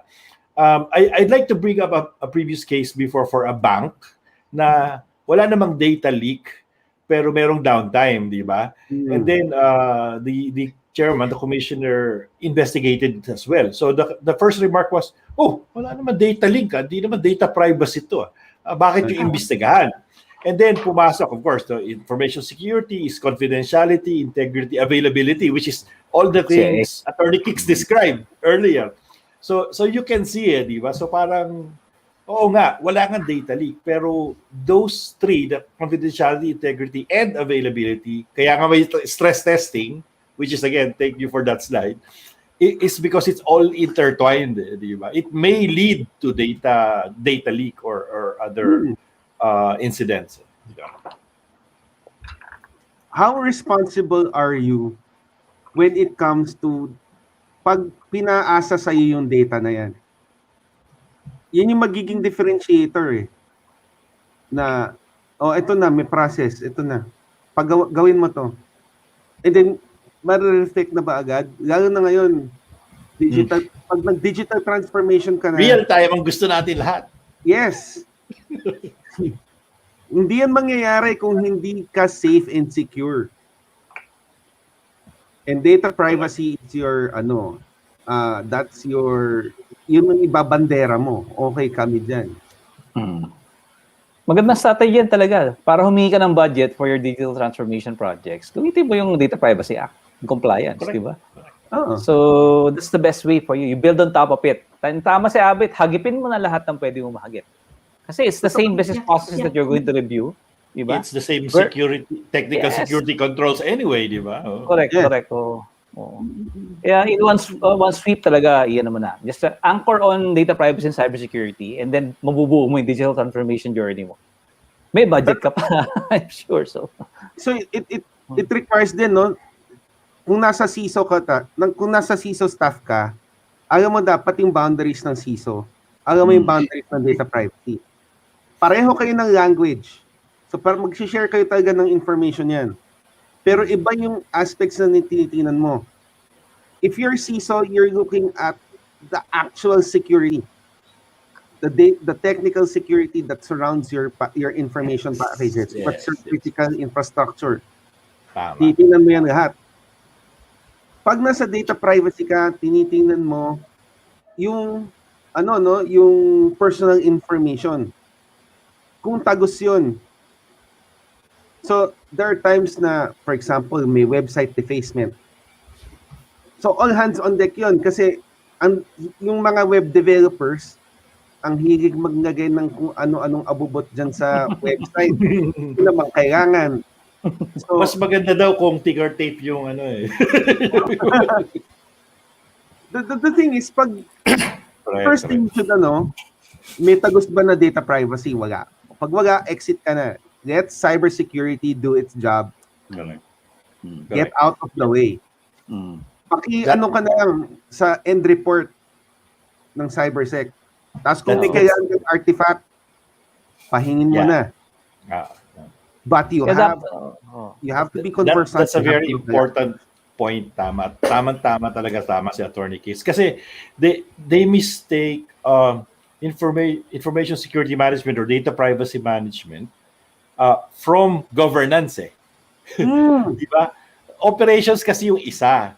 Tapos yung isa is for, being the guardian of data privacy. So hindi mo talaga pwedeng pagsamahin. And like what you said, and I'm glad it came straight from you, pag IT ka, pag legal ka, hindi ka pwedeng maging DPO. Pero, you look at companies today, maraming CISO/DPO.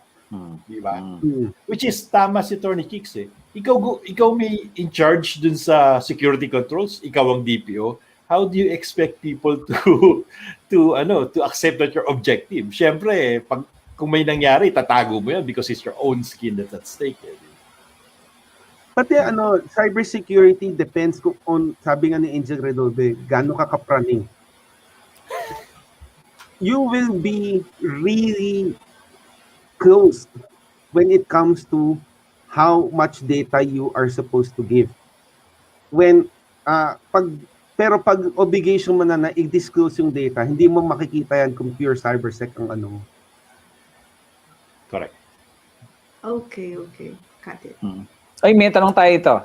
Okay, interesting discussion. Balikan natin yung magandang topic yan yung how the CISO and the DPO can cooperate and work together. Ito si JF Sarmento. Yan. Your thoughts on the proposed NPC draft circular admin fees. Ayan. So, ilang beses na natin pinag-uusapan yan. Pero again, Attorney Kiko, simula mo na, ikaw yung ating man of the hour. Thank you, JF, for your question. So, salamat. Talagang nasa isip ng lahat yan. I'm for it. But, yun na nga, officially, we still have some reservations on how it's computed for utilities. Kasi pass-through Pass-through kami. So ano ba yung measure ng revenue? Is it, but whatever it is, I'm happy that it's going to come out because it's a faster method of liability, number one. Number two, the fines and penalties that are inside right now focus on individuals, not on the controller. So hindi nagkakaroon ng institutional memory yung controller na, oy, ito problema to, huwag niyong gawin. And because of the size, it's not a mere slap on the wrist. It can be a death sentence. So, because a lot of the companies don't even operate on a 5% margin, everything told.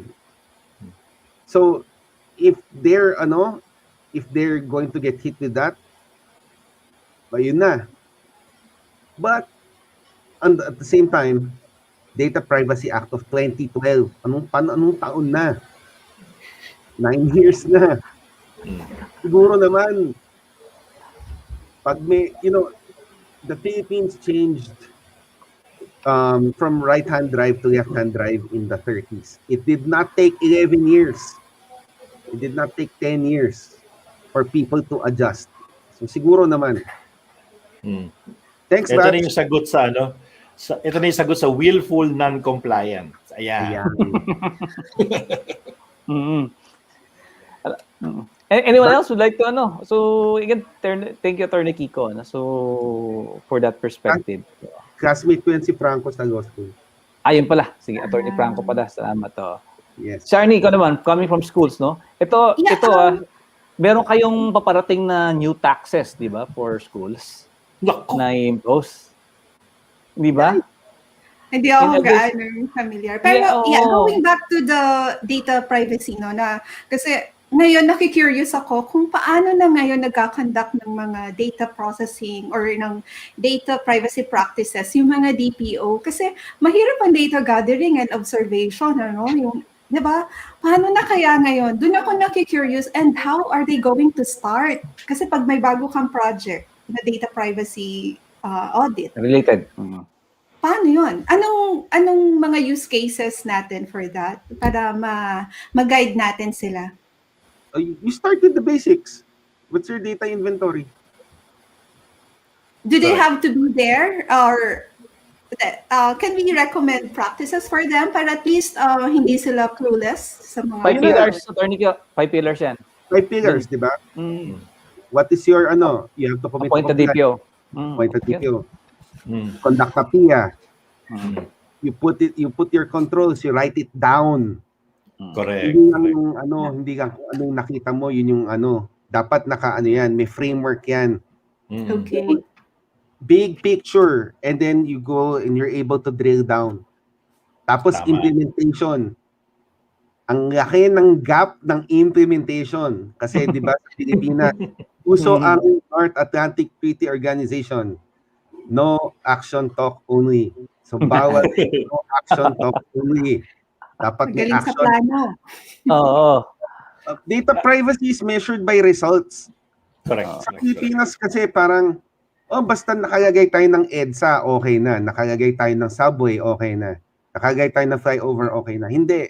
The measurement is how long does it take for you to go to work. In data privacy terms, gaano ka-safe ang data mo? Oo. From NATO, baka naturete ka pagka pinuntahan ka ni NPC, di ba? So, nagpagpasalamat yung classmate mo. So, thank you. Mabuhay daw NADPOP. Salamat. Mabuhay din ang PH-CERT sa kabansa. Thank you, Attorney. Thank you. Salamat. Magdadalawang oras na tayo. Kulang talagang isang oras. Kulang. I-announce natin, itong 101 ng data privacy, meron tayong 102 scheduled next week. Pinaunlakan uli ni Attorney Kiko ang ating paanyaya sa kanya. Ang pag-uusapan naman natin dito, understanding the National Privacy Commission. Okay, kasi nga, ito nakita natin yung batas di ba? So, magpo-post po kami dito ng mga links kung saan nyo pwedeng i-download. Marami pong materials na ginawa ang NPC para sa, sa awareness nyo at sa compliance sa Data Privacy Act. Next week naman po, pag-uusapan po natin. Bakit po natin kailangang pag-uusapan ng National Privacy Commission? Kasi po paparating na po ang 5th anniversary ng pagkakatayo ng National Privacy Commission. Titingnan po natin kung ano po ang nagawa ng komisyon sa the past 5 years na sila po ay natayo. Marami naman po pero yung nga po ba, sapat po ba yun at tama sa kinalalagyan ngayon ng Pilipinas sa data privacy? Yan po. Yan po maganda natin. So, antabayanan niyo po next week. Babalik po ang ating kaibigang si Atty. Kiko Acero para sa Data Privacy 102. Sarap. Thank you, Atty. Kiko. Ganito po rin ang ating talakayan. Ano? Hanggat di naayos ang internet ng ating kaibigang si Dito Aberia ay tigil muna natin ang cybersecurity. 103 dapat di ba? So, again, ito po, bago tayo magtapos, hihingi tayo ng final words sa ating mga co-hosts and that huli po ang ating speaker for the day. Okay? So, again, Abet, ikaw muna. Ay, alam niyo na to Take away for the day. If you can't protect it, don't collect it. Yeah. Saktong-sakto, di ba? Nanakawin ko na yan kasi ko, Atty. Kiko. Pwede. Akala ko ako yung NATO ang nanakawin ko kay Atty. Kiko. Thank you, Abet. Thank you also for transferring from the other network to the BounceBack network. Maraming salamat. No problem. Malaki yung talent fee rito Tama. Dito meron tayong tinatawag na friendship rates, di ba? Yan. Si Sarni, our birthday girl yan. Happy birthday to you. Happy birthday thank to you. our co-host. Thank you. Thank you sa pinadala mong palabok tsaka champa. Yun din. BTS ang pinadala sa amin ni Mrs. Arnie. Bakit BTS sa'yo? Siyempre, mukha kaming Koreano ni Atty. Kiko Favorite ko kasi BTS. K-pop. Anyway, wait lang. Nagulo yung hair ko tuloy, naka-BTS. Anyway, for those who are curious, sa akin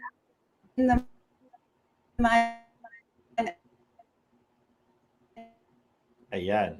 mga nakikinig kung paano ba ito ginagawa. We have made and sana makinig kayo. Mahal po ang training ng DPA nito, pero ngayon we make it easy, convenient and accessible sa inyo. Makinig lang po kayo sa Privacy Fridays, every Friday po yan, at kasama niyo po kami. And madali lang makinig, pero you need to do it, experience niyo po siya. Pwede po kayong mag-start ng inyong simpleng PIA sa inyong organization kasi iba talaga pag ginawa, kanina nagkwento sila the 5 pillars.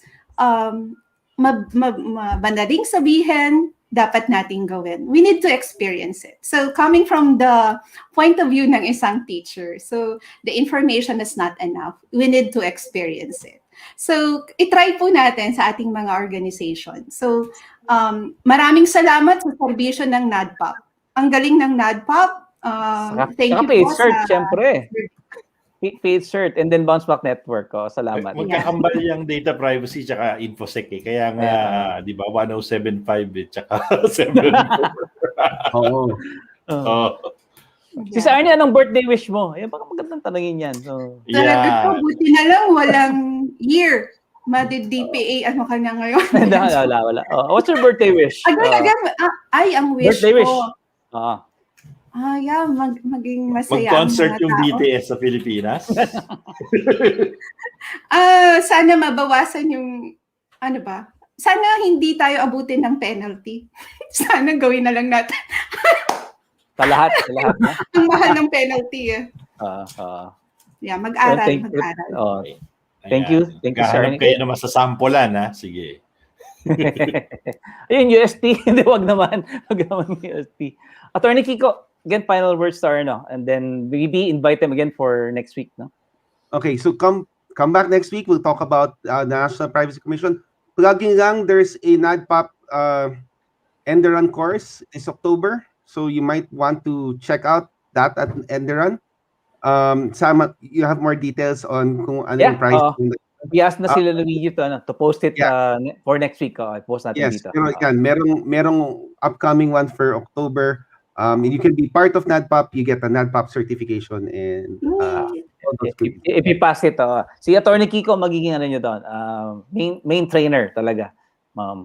You'll have more of him pero Mahirap pa exam. Mahirap pumasa? Hirap talaga. Ay, Ito, ito, Sis Arnie, si Rachel, kanina pa nag-greet. Yan, thank you for sharing your knowledge on Data Privacy Act. Keep safe po. Maraming salamat po kaibigan po natin from the PNP, ITMS. Maraming salamat, NPSMU, no? Thank you, guys. May mga unknown Facebook user. Paki-ano po, authorize ay, nawala si Atty. Kiko. Paki-authorize na lang po yung StreamYard next time. Again, maraming salamat po, no? So, again, 2 hours, humahaba na talaga yung sessions natin. Kasi pwede talagang... bumati. No, of course. Go ahead, Sarni. Go ahead. Ikaw, Abed, mabatiin ka ba? Hirit, ang mga advisory council ng Philippine National Police, Yes. ang NADPOP, si General Barry Barceros, nakikinig po sila. Thank you po sa pakikinig. Yeah. Maraming salamat po. Batiin din natin si General Mayoni sa si Colonel Alba, mga talagang dedicated, mga PNP cybertech, di ba? Mga magagaling talaga sila sa tech. Okay, so baka maging guest natin sila dito one of these days. So, okay, once Sam, again, yes, Abet, meron ka ba? Babatiin mo. Ayun, wala akong babatiin, pero may magandang lesson sa iyo si Arnie, di ba? Sabi, Sam, you have to experience it.